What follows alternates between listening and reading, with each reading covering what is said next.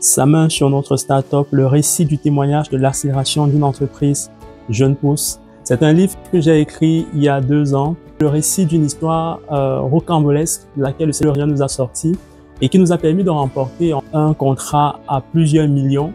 Et ce contrat, en fait, nous a permis de déployer une solution éducative, notamment sur le continent africain. C'est un livre que j'ai écrit pour rendre témoignage à la gloire de Dieu.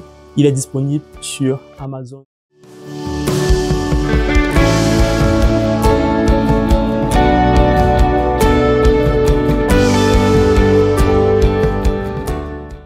Deux raisons pour lesquelles on doit s'intéresser aux punitions lorsqu'on médite la parole de Dieu.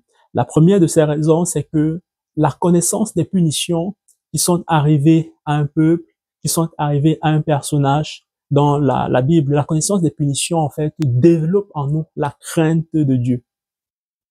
Bien-aimés, Dieu est amour, Dieu est notre Père. N'oublions jamais que Dieu est également redoutable. Il est un feu dévorant. Et n'oublions jamais qu'il a mis en place des principes. Dans Proverbe chapitre 18, la Bible déclare que par la crainte de l'Éternel, l'on se détourne du mal. Je vais prendre un exemple pour illustrer cela. Quand j'étais par exemple un peu plus jeune, quand j'étais petit, on avait un peu peur en fait de mon père à cause de la relation qu'on avait ensemble.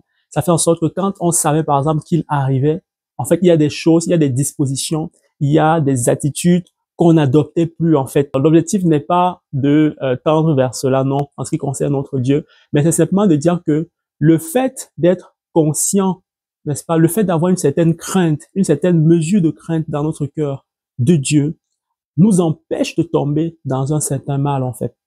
La deuxième raison pour laquelle il est important de méditer sur les punitions, cette raison rejoint également la première, c'est qu'en méditant et en prenant connaissance, n'est-ce pas, sur les punitions, c'est-à-dire les conséquences des actes posés par des personnes, l'éclairage qu'on va recevoir du Saint-Esprit va nous permettre d'éviter le mal. Donc, ça rejoint encore la première raison. Je prends un exemple biblique.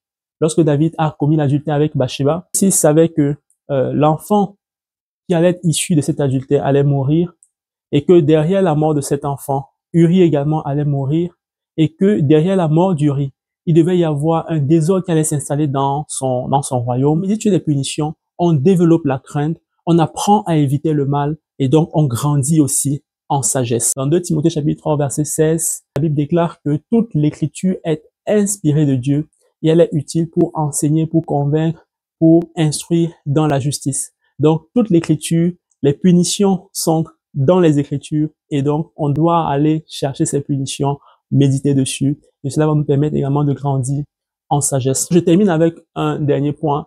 L'objectif ici n'est pas en fait de mener une vie où à chaque fois on est en train de se dire est-ce que les conséquences de mes actes vont être non. C'est pas ça l'objectif en fait. Nous sommes dans le temps de la grâce, le Saint-Esprit est là pour nous aider, pour nous accompagner, pour nous soutenir. Et la Bible dit que ceux qui sont conduits par l'Esprit sont fils de Dieu.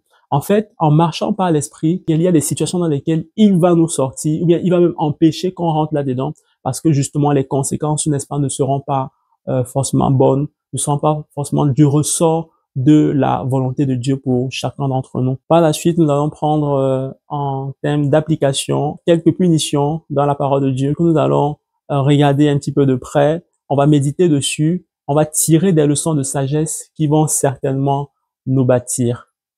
On se retrouve dans la prochaine vidéo. Que le Seigneur vous bénisse abondamment.